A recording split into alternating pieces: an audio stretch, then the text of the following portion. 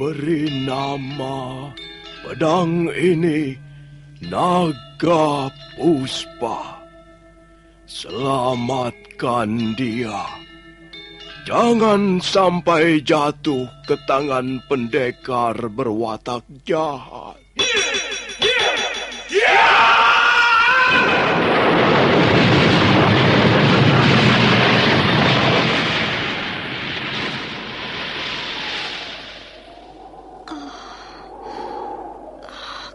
Kakang Kamandanu, kau masih juga tidak percaya bahwa aku mencintaimu. Mesin, maafkan aku, Mesin. Mesin.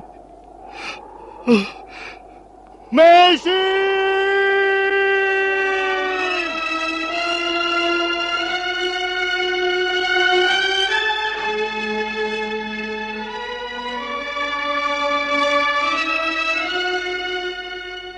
Tutur Tinula.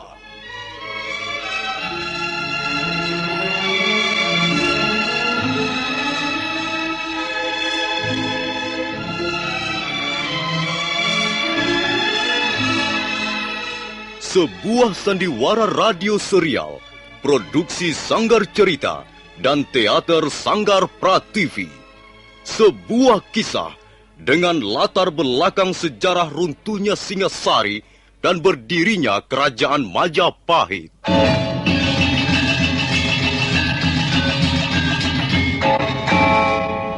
Sandiwara ini didukung oleh pemain-pemain radio yang sudah ternama. Ferry Fadli, Ivone Rose, dan Eli Ermawati.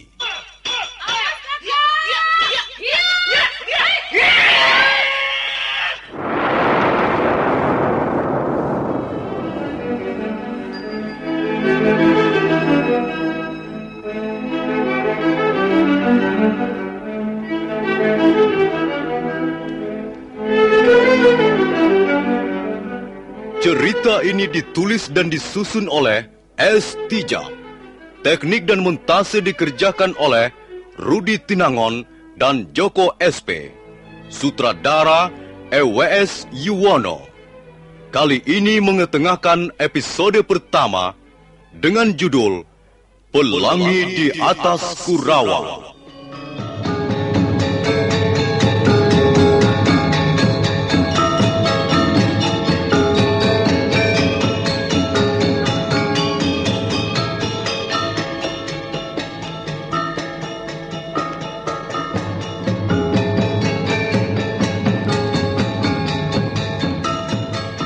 Dalam seri yang ke-14 ini, didukung oleh para pemain, Ferry Fadli sebagai Arya Kamandanu, Ape Burhan sebagai Rekian Wuru, Rusli sebagai Suraprabawa, Marlon sebagai Dangdi, Katarina sebagai Nyiwari, Lili Nur Indasari sebagai Narirate, dan Nusri pembawa cerita.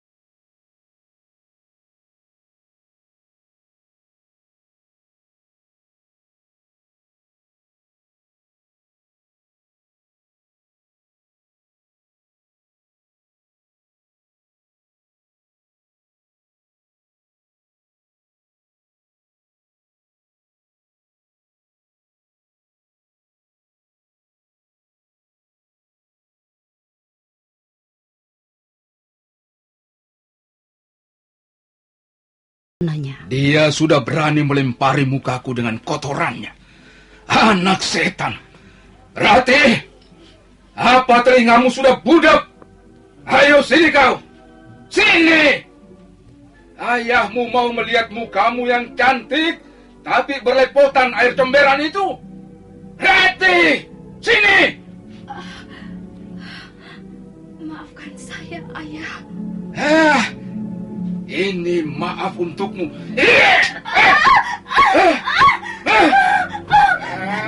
Wuru, sudahlah. Ini sudah malam.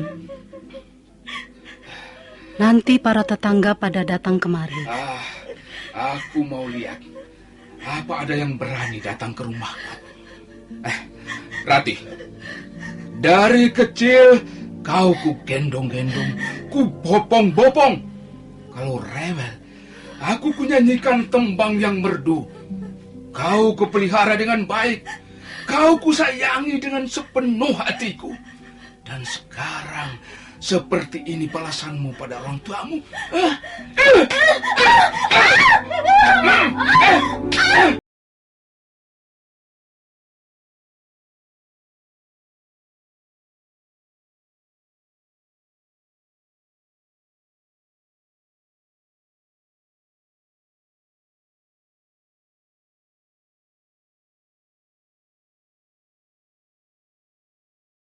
Siapa laki-laki itu? Siapa namanya? Dan di mana rumahnya? Ayo katakan, siapa berdebah itu? Oh, apa dia belum tahu rakyat Wuru? Apa laki-laki itu sudah bosan hidup? Ratih, apa kau sengaja membuatku naik darah? Sudahlah, Wuru. Sudahlah. Bagaimanapun juga dia anakmu sendiri. Darah dagingmu sendiri. Kau pukul sampai mati pun, kalau belum terbuka hatinya, dia tak akan mau bicara. Kalau begitu, biar ku bunuh saja anak setan ini. Jangan, Wuru. Jangan begitu. Kalau dia mati, siapa yang kehilangan? Ya, tapi kalau dia tidak mau buka suara, bagaimana? Bagaimana persoalan ini bisa diselesaikan nih? Masih bisa dicari cara yang lain, Wuru. Sudahlah, jangan menuruti panasnya hati. Salah-salah anak sendiri menjadi korban. Dok Ratih, sudahlah. Lebih baik kau tidur saja.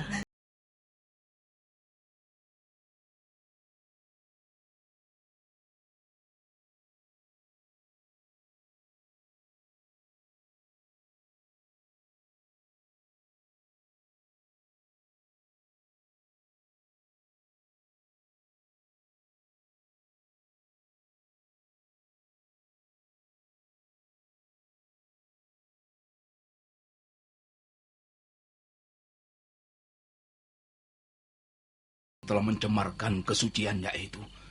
Kukira tidak ada jalan keluar lagi, Nyik. Coba sekarang kau ingat-ingat lagi. Siapa kira-kira pemuda desa ini yang pernah akrab dengan anakmu? Ratih itu masih perawan kencur, Nyik. Belum pengalaman. Pengetahuannya tidak lebih luas dari pekarangan rumahnya sendiri. Dia keluar rumah hanya kalau mencuci pakaian di sungai. Itu pun tidak lama. Dan pasti ada kawannya, gadis yang lain. Kalau begitu, kau kurang awas, Wuru. Aku saja yang bukan tetangga dekatmu pernah mencium berita dari mereka, orang-orang desa. Bahkan aku pernah melihat pemuda itu menghampiri anakmu, lalu mereka bercakap-cakap sampai lama. Siapa pemuda itu, Nyik? Mengapa orang-orang tidak ada yang memberitahu aku? Barangkali mereka sudah tahu watakmu dan merasa sungkan untuk menyampaikan padamu, Wuru. Siapa orang itu, Nyik? Apakah warga desa Manguntur atau pemuda dari desa lain? Anak Manguntur juga. Siapa namanya? Dangdi.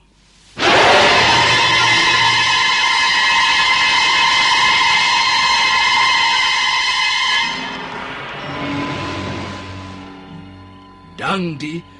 Maksudmu? Ya, Dangdi anak Suraprabawa, kepala desa.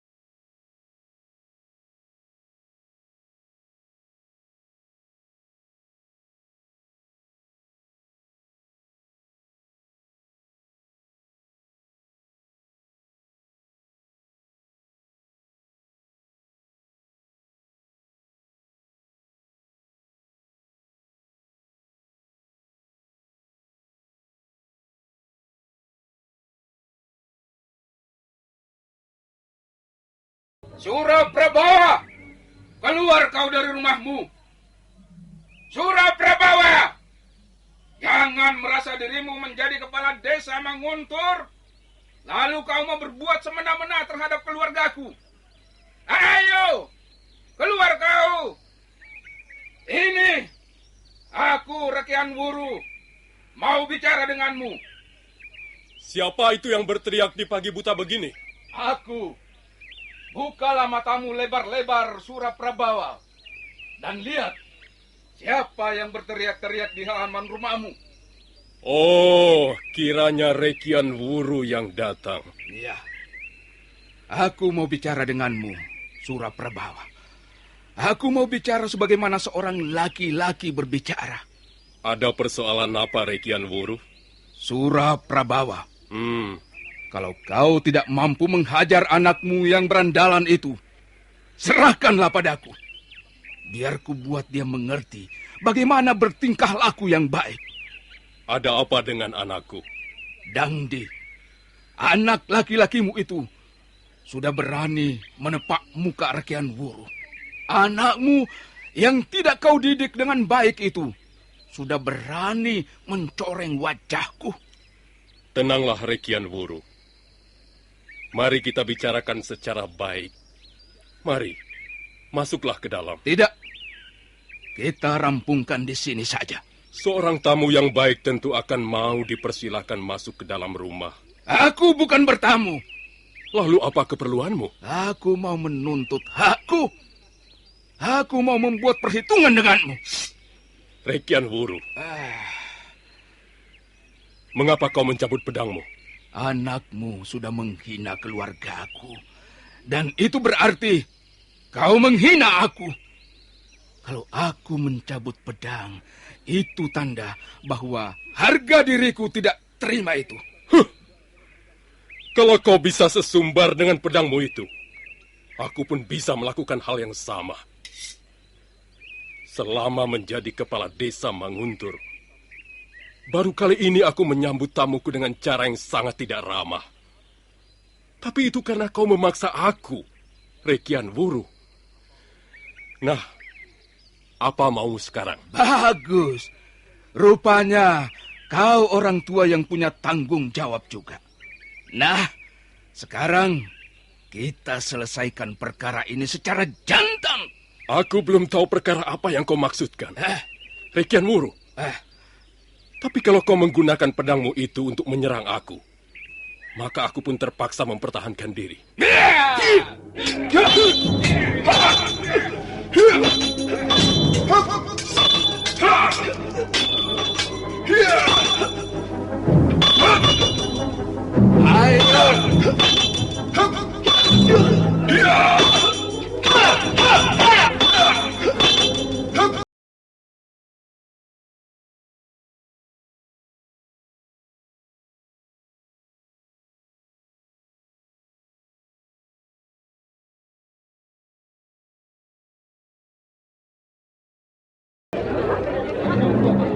Ayo, Suraprabawa, suruh pergi orang-orangmu ini.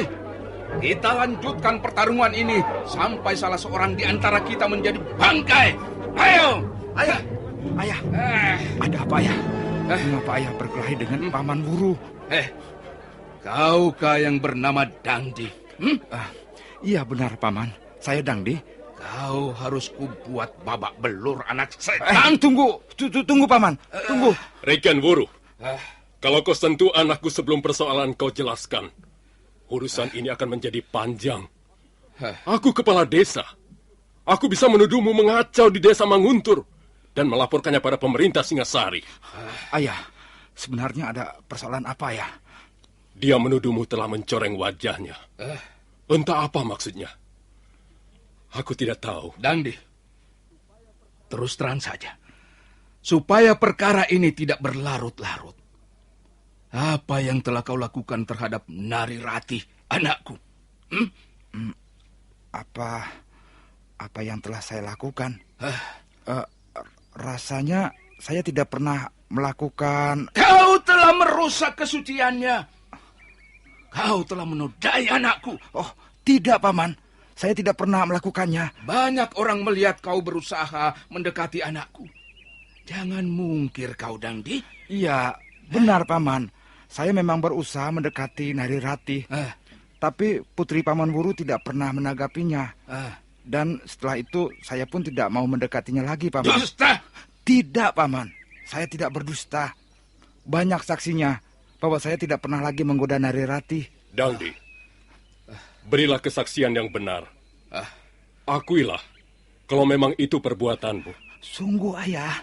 Saya memang tidak melakukannya. Kalau kau berani berdusta, kupotong lidahmu. Aku tidak peduli, walau kau anakku sendiri. Saya tidak melakukannya, Ayah. Tapi rasanya... Iya, saya tahu siapa pemuda yang berbuat tidak senonoh itu, Ayah. Siapa? Ayo katakan cepat. Dia bukan anak desa Manguntur.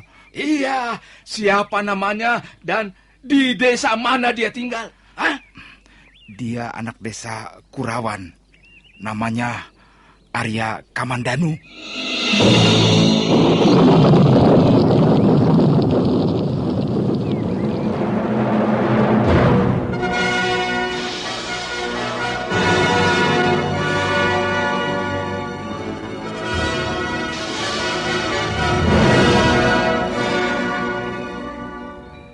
Maksudmu anak empu Hanggareksa? Iya, Ayah. Pasti dialah orangnya. Nah, bagaimana Rekian Wuru? Dangdi, awas kalau kau berkata yang tidak benar. Aku akan kembali lagi ke sini. Kalau Dangdi berani berdusta, aku sendiri yang akan membereskannya. Baiklah. Aku minta maaf, Suraprabowo. Karena aku telah membuat keributan di pagi buta ini. Tidak apa, Rekian Wuru. Ini hanya kesalahpahaman biasa. Dan aku bisa memaklumi perasaanmu.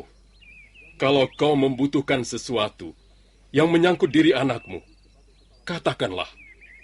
Aku sebagai kepala desa Manguntur akan membantumu. Terima kasih. Nah, aku pergi dulu.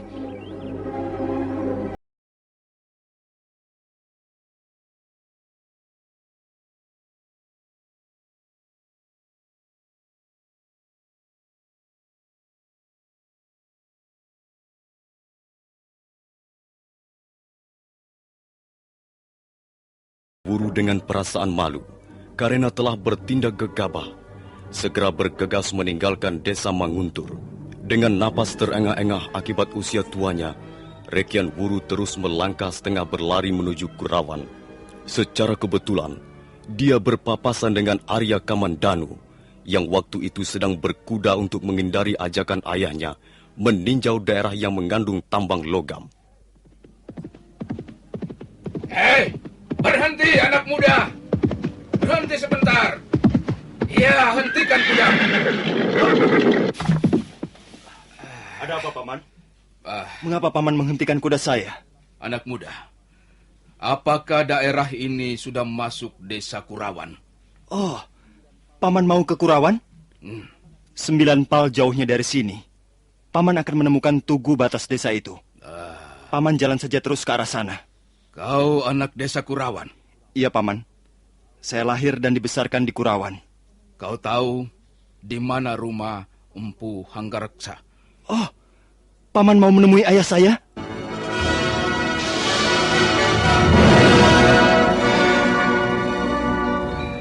Anak muda. Jadi kau anak Hanggareksa? Benar, Paman. Saya anaknya. Nama saya Arya Kamandanu. Bagus. Kebetulan sekali. Aku tidak perlu berjalan jauh lagi. Aku bisa merampungkan urusanku di tempat ini. Kamandanu. Iya, Paman. Kau jangan coba-coba memungkiri perbuatanmu yang tidak senonoh. Apa maksud Paman? Saya... Jangan berlagak bodoh. Kau tahu dengan siapa kau sedang berhadapan sekarang ini? Akulah Rekian Wuru. Oh, Paman Wuru dari Manguntur. Bukankah Paman ayah Nari Ratih? Iya, aku ayah Nari Ratih. Aku ayah gadis yang sekarang ini sedang menderita akibat perbuatanmu. Mampus kau, Kamandanu. Tunggu, Paman. Tunggu. Tunggu, Paman. Apa salah saya? Mengapa tiba-tiba Paman menyerang saya? Kau sudah menodai kesucian anakku. Dan sekarang kau akan menerima balasan dari ayahnya. Bagus.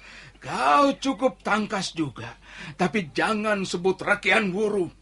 Kalau aku tak mampu membuatmu mencium tanah dalam 2 gebrakan ini. Selesai berkata, Rekian Wuru menarik kaki kirinya selangkah.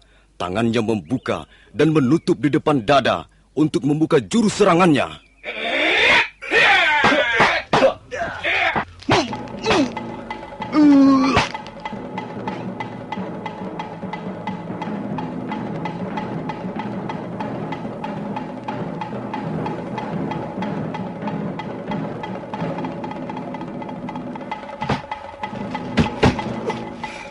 Ayo, Kamandanu. Apa katamu sekarang? Saya tidak akan berkata apa-apa. Terserah Paman Rekian Wuru saja. Jadi kau sudah mengakui kesalahanmu? Kesalahan mana yang Paman maksudkan? Berdebah! Kau tikus busuk masih juga mengaku tidak punya salah. Saya benar-benar tidak merasa bersalah, Paman. Kau sudah menodai anakku. Kau rusak kehormatannya. Kau mau mengakui atau tidak, Kamandanu? Paman Wuru salah alamat. Jawab. Kau mengakui kesalahanmu atau tidak? Tidak. Kurang ajar.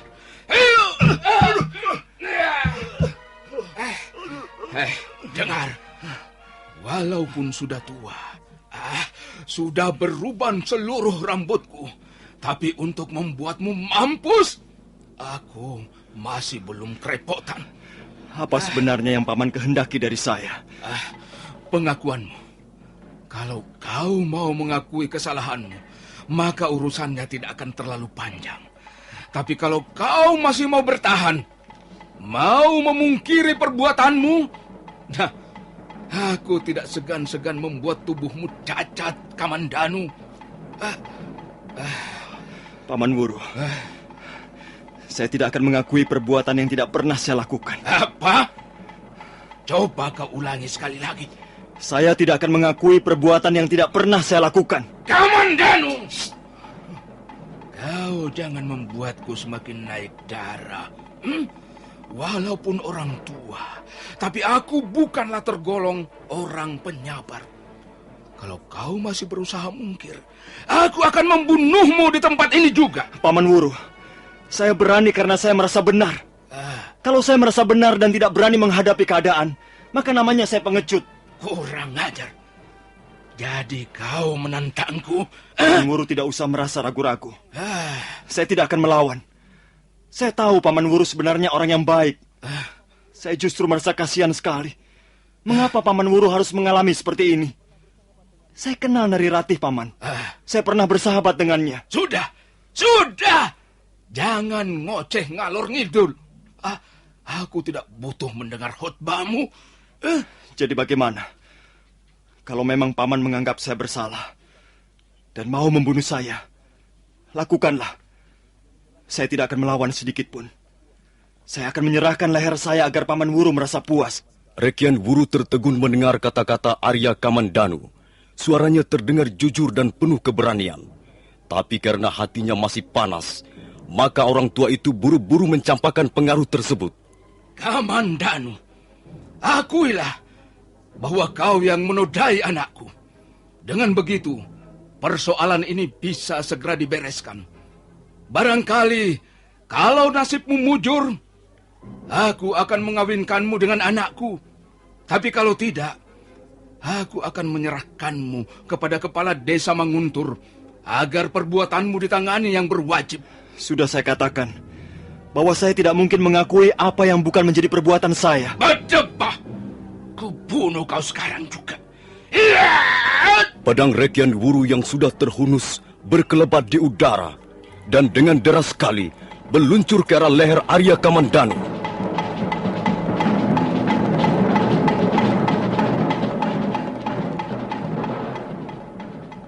Arya Kamandanu sama sekali tidak berusaha mengelak.